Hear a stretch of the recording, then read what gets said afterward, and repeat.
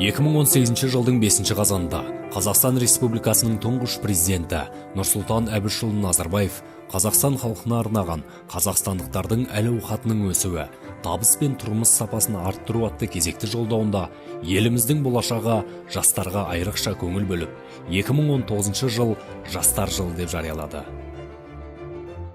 Жастар мен отбасы институтын кешенді қолдау мемлекеттік саясаттың басымдығына айналуы тиіс. Жастардың барлық санатын қолдауға арналған шараларды толық қамтитын әлеуметтік сатының ауқымды платформасын қалыптастыру керек. Келесі жылды жастар жылы деп жариялауды ұсынамын.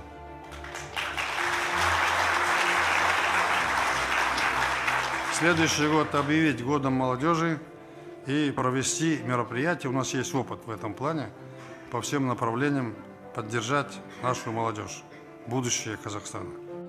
Еліміздің ертеңі бүгінгі жас ұрпақтың қазақстандық ұлтжандылық қасиетімен, білімділігімен, бәсекеге қабілеттілігімен байланыстыра отырып, елбасы жас ұрпақтың тағдыры ұстаздардың қолында деп ой түйіндейді. Сондықтан да ұстаздардың әл-ауқатын арттырып, тұрмыс сапасын көтеруге бағытталған педагог мәртебесі туралы заң әзірлеп, 2019 жылы қабылдауды тапсырды. Считаю необходимым разработать и принять в следующем году закон о статусе педагога.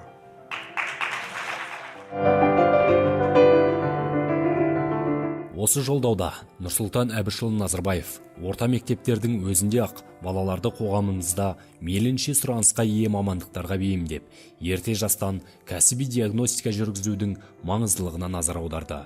Әрбір оқушы орта мектепті бітіру қарсаңында өзінің қабілеттілігіне, оқу жетістіктеріне байланысты өз болашағын қандай да бір кәсіппен, мамандықпен байланыстыруы тиіс.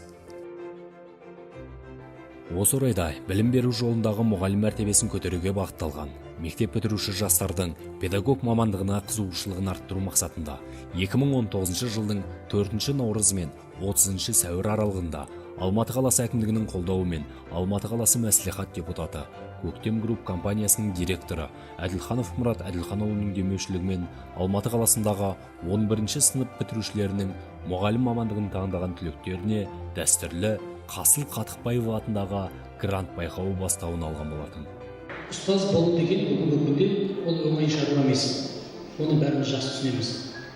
Кішкентай балаларды, біздің балаларымызды өндіріп, өсіріп, соларды оқытып, тоқытып, жол сілтеу. Ол де, мен ойлаймын, еркінің бірінің қолынан келе беретін емес.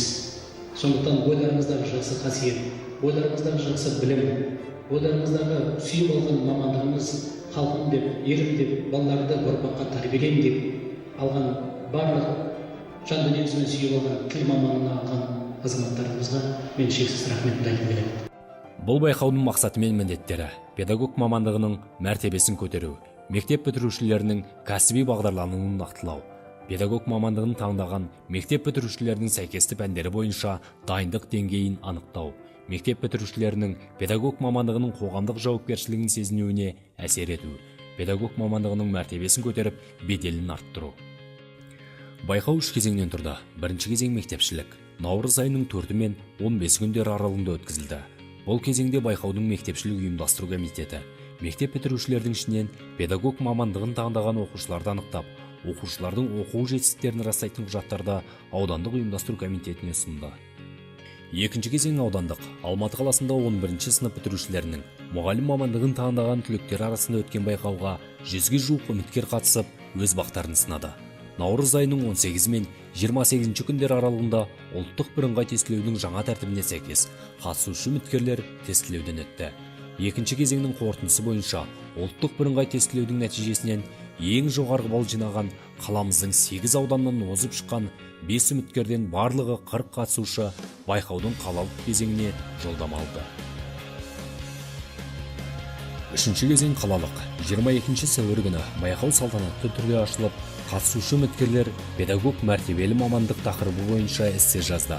Адамзат қоғамындағы педагогтың мәртебесі, болашақ мамандығының ерекшелігін білетін, білім беру саласының бүгінгі жайы мен оның проблемаларынан хабары бар, оларды шешудің қандай да бір жолдарын ұсына алған 25 үміткер екінші кезеңге жолдама алды.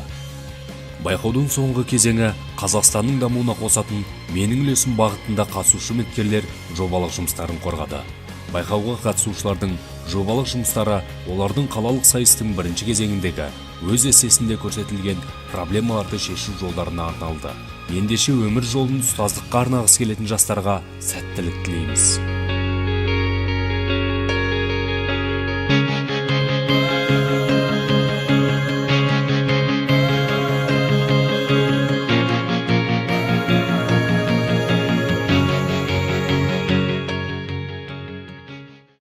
Алматыда мектеп оқушылары арасында Қасыл Қатықбаев атындағы байқаудың екінші кезеңі өтті. Сайыскерлер бұл жолы Қазақстанның дамуына қосатын менің үлесім тақырыбында жоба қорғады.